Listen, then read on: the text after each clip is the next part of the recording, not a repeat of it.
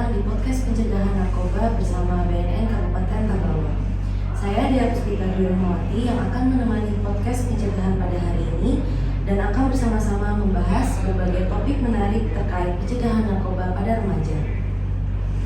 Di sini saya dan narasumber akan berusaha untuk menyajikan informasi yang berbobot namun tetap santai sehingga penonton di rumah akan mendapatkan wawasan baru yang mudah dipahami. Dan hari ini saya akan ditemani oleh salah satu psikolog yang ada di Kabupaten Tabalong. Bersama saya pada hari ini Mbak Kristiana Purwanitias, MC Psikolog. Selamat pagi Mbak, apa kabar? Selamat pagi. Oke, sebelum kita akan membahas tema podcast pencegahan pada hari ini, saya persilakan kepada Mbak Kristiana untuk memperkenalkan diri terlebih dahulu. Persilakan. Selamat pagi, perkenalkan nama saya Kristiana Purwanitias, biasa dipanggil Nana. Saya psikolog klinis di UPTD PPA, Perlindungan Perempuan dan Anak Kabupaten Tabalong, di RSPT Rumah Sakit Pertamina Tanjung, dan juga membuka praktik mandiri dengan nama Intrapersona. Salam kenal semuanya. Nah, itu tadi sekilas profil dari Mbak Kristiana. Langsung saja kita mulai untuk tanya jawab seputar pencegahan narkoba pada remajanya dengan pembahasan tema yaitu remaja hebat tidak akan terjerat narkoba. Baik, kita langsung aja ke tanya jawabnya. Untuk pertanyaan pertama, apa kira-kira penyebab remaja terjerat narkoba, Mbak Nana? Oke, penyebab remaja bisa terjerat narkoba itu memang penyebabnya banyak ya. Ada faktor internal dan faktor eksternal.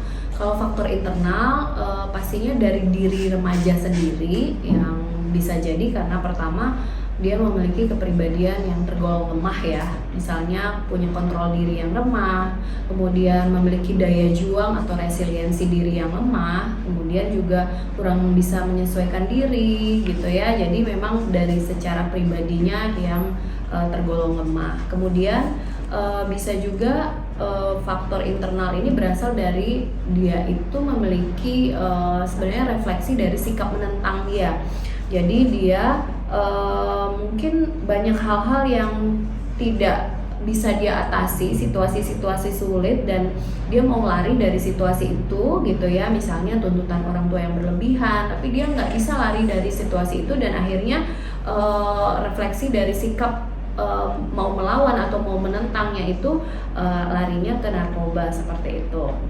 Kemudian juga terkait dengan kurangnya pemahaman dan pengalaman tentang bahaya narkoba. Jadi biasanya remaja ini kurang paham tentang dampak negatif narkoba, juga kurang pengalaman gitu ya. Kalau mungkin dia biasa melihat atau terpapar dengan orang-orang yang memang pergaulannya buruk gitu ya, pasti dia punya gambaran oh seperti ini yang buruk, seperti ini yang baik. Nah, karena kurang pengalaman juga bisa. Kemudian pemahaman yang salah juga tentang narkoba. Jadi kurang pemahaman dan pemahamannya juga salah. Misalnya informasi yang salah dari temannya itu seperti pandangan-pandangan yang keliru. Misalnya toh semua orang pakai kok, kenapa kamu nggak pakai, kayak gitu. Jadi itu dinormalisasi seperti itu. Kemudian pemahaman bahwa narkoba itu bikin tenang, bikin bahagia, bikin gaul, bikin pede, bikin keren gitu ya. Nah itu intinya adalah pemahaman yang salah tentang narkoba. Kemudian bisa juga dari kurangnya pemahaman nilai atau moral, nilai-nilai moral dan nilai-nilai agama ya. Jadi kurang mendalami moral, kurang mendalami nilai-nilai agama sehingga gampang dipengaruhi. Nah itu kalau dari faktor internal. Kalau dari faktor eksternal biasanya yang pertama dari faktor orang tua ya, kemudian faktor teman sebaya dan faktor lingkungan.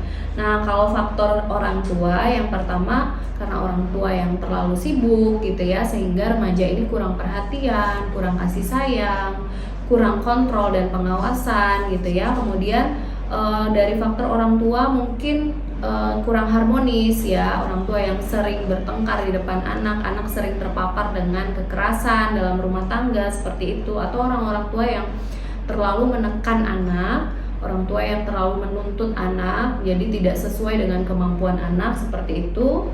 Dan kemudian orang tua mungkin penerapan pengasuhannya itu untuk disiplin dan tanggung jawab di rumah itu sangat kurang gitu, sehingga anak ini terbiasa hidup semaunya, tidak ada aturan yang jelas dari rumah gitu ya, dan terbiasa juga mungkin pola hidup yang biasa dimanjakan, biasa selalu dipenuhi gitu ya, dituruti, itu juga pengaruh dari orang tua.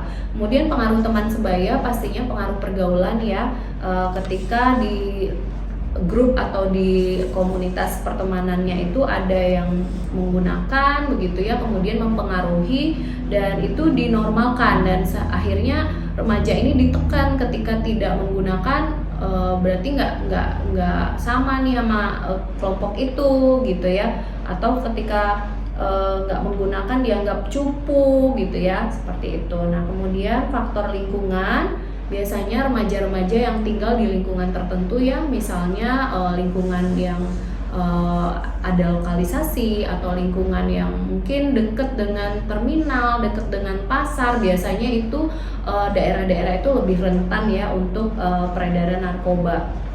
Nah kemudian pengaruh negatif juga dari lingkungan sekolah, biasanya ini untuk remaja-remaja yang biasa dikucilkan gitu ya, kemudian dia diremehkan di lingkungan sekolah, sering nggak cocok lah sama temennya, ditekan sama teman di sekolah gitu ya, sehingga karena tidak nyaman, tertekan di sekolah, mencari pelarian yang membuat dia lebih tenang, membuat dia bahagia, seperti itu. Jadi intinya banyak faktor yang mempengaruhi, bisa internal dari dalam remaja sendiri dan juga dari luar. Ya, berarti karena memang ada dari diri sendirinya dan ada faktor eksternalnya sendiri ya Mbak. Iya. Dan itu yang pertama, kalau dari faktor eksternalnya pasti dari orang tua terlebih dahulu, karena orang tua yang paling dekat dengan anak itu sendiri. Ya, Oke, kita lanjut ke pertanyaan kedua.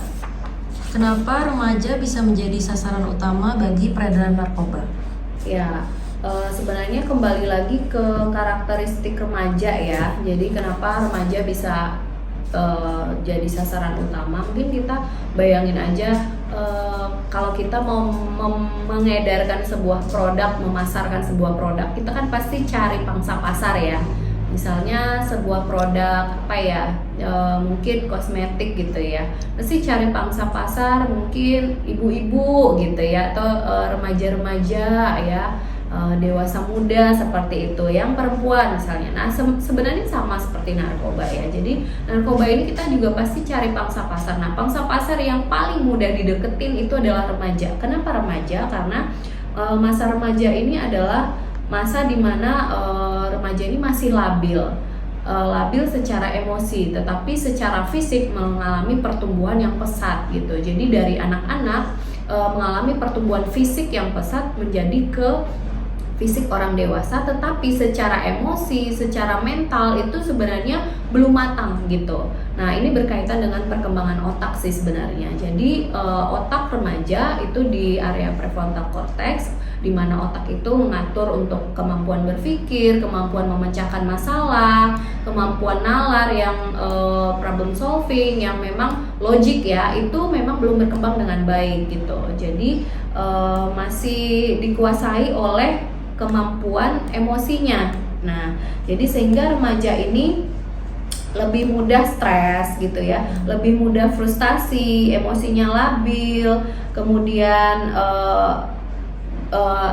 punya karakteristik juga ingin coba-coba gitu ya, pengen sesuatu yang baru, dan kemudian cenderung menentang aturan. Jadi karena mau mencari jati diri, sedangkan sering berbenturan dengan norma-norma yang ada atau nilai-nilai yang ada di masyarakat atau di rumah gitu ya, dari orang tua, biasanya akhirnya menentang itu gitu.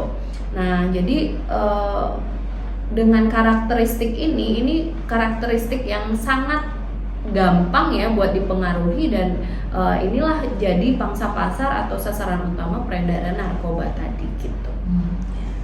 Dan ini akhirnya nyambung ya ke pertanyaan selanjutnya, jadinya kenapa akhirnya remaja tertarik mencoba narkoba ini? Ya kurang lebih jawabannya sama, karena remaja ini, masa remaja itu punya karakteristik ingin tahu, ingin coba-coba tanpa berpikir panjang, berpikir logik tadi, karena memang kemampuan berpikirnya belum matang ya, seperti yang saya sampaikan tadi. Jadi kemampuan berpikir remaja itu nggak sebaik orang dewasa. Kalau orang dewasa mau coba sesuatu itu kan mikir, ini produk ini aman nggak sih, dampaknya apa gitu ya kan, orang dewasa seperti itu. Nah kalau anak remaja pastinya dengan dipengaruhi, ini bagus loh, ini langsung, dan emang dia mungkin dengan tekanan yang tadi ya, yang dia alami seperti itu ya, pasti akhirnya ingin mencoba seperti itu. Jadi tanpa pikir panjang, mengambil jalan pintas ketika ada masalah gitu. Oke, kita lanjut ke pertanyaan berikutnya. Di usia berapa sih Mbak remaja itu rentan terjerat narkoba? Ya sebenarnya di sepanjang usia remaja ya, dari remaja awal sampai remaja akhir. Bahkan di usia-usia dimana belum remaja bisa juga gitu. Jadi kalau mungkin sekitar remaja sekitar 12 sampai 18 tahunan gitu ya. Nah, bahkan sebelum 12 juga bisa, di usia 10, 11 itu ketika terpapar gitu ya, punya teman yang udah nyoba terus dia diajakin ya, namanya masih pola pikir anak-anak ya. Nah, akhirnya mencoba gitu. Jadi kalau bisa dibilang ya di semua rentang usia remaja ya, sepanjang rentang usia remaja, bahkan di kanak-kanak akhir juga bisa gitu. Terus di mana nih tempat yang berpotensi menjadi tempat remaja mengenal narkoba? Ya di tempat-tempat, biasanya tempat tongkrongan remaja pastinya bisa mungkin remaja ini biasanya punya base camp gitu ya, tempat tongkrongan. Kemudian mungkin di kafe, di warung, bisa di taman mungkin ya. Berdasarkan pengalaman saya tuh peredaran tuh pernah di taman gitu ya. Kemudian di klub-klub malam itu juga bisa. Kemudian bisa juga bahkan di rumah saja gitu ya, di rumah yang mungkin kurang pengawasan orang tua gitu ya, mungkin orang tuanya sedang pergi atau memang rumah itu sering kosong, seperti itu tuh juga bisa terjadi di sana seperti itu. Karena memang kurangnya pengawasan orang tua tadi ya, jadinya mereka mudah gitu untuk bisa menerima atau mengenal narkoba itu. Ya, benar. Kemudian bagaimana mengantisipasi agar remaja itu tidak terjerat narkoba? Nah, sekaligus pesan-pesan buat para remaja nih, bagaimana supaya mereka tidak terjerat narkoba dengan mudah? Ya, pastinya yang pertama dari lingkungan keluarga dulu ya. Dari orang tua harus memahami bahwa peran orang tua itu penting sekali dalam hal memberikan komunikasi yang terbuka gitu ya. Ketika anak mungkin punya kemauan tapi tidak sepemahaman dengan orang tua. Nah, bagaimana itu mengkomunikasikan supaya ketemu titik tengahnya gitu ya.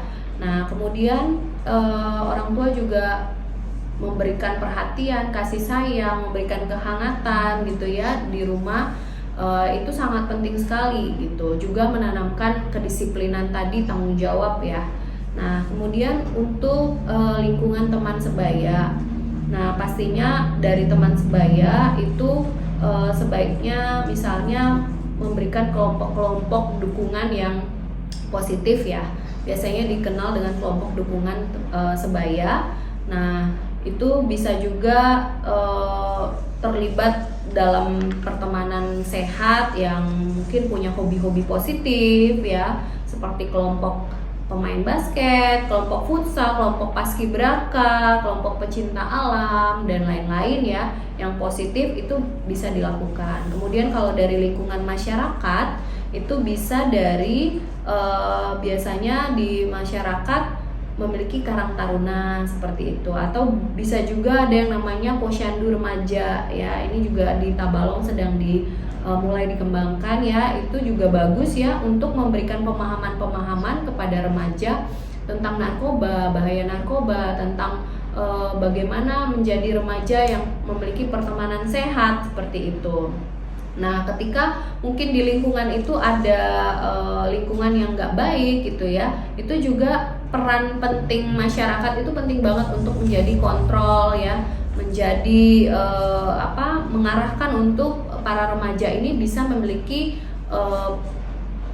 lingkungan yang lebih sehat, misalnya menyediakan sarana olahraga gitu ya, menyediakan mengajak remaja untuk terlibat dalam kepanitiaan misalnya HUT 17-an dan lain-lain gitu. Jadi artinya melibatkan remaja di lingkungan masyarakat, juga di sekolah ya, di sekolah juga dengan cara melakukan penyuluhan secara kontinu ya di sekolah tentang misalnya narkoba, bahaya narkoba, juga tentang misalnya toxic ya, relationship ya, pertemanan yang nggak sehat dan lain-lain seperti itu ya. Jadi ada 3 faktor ya tadi, dari lingkungan keluarga, teman sebaya, dan lingkungan masyarakatnya. Benar.